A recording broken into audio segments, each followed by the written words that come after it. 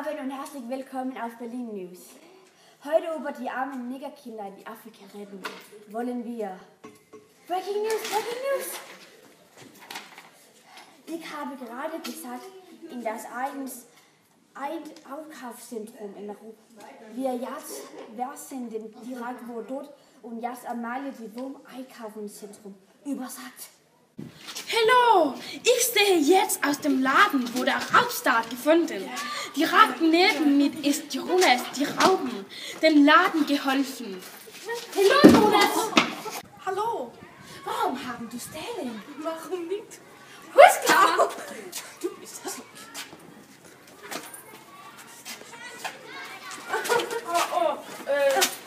Stopp! Stopp! Stopp! Es war so heute. Ja, es war so heute. Auf Wiedersehen!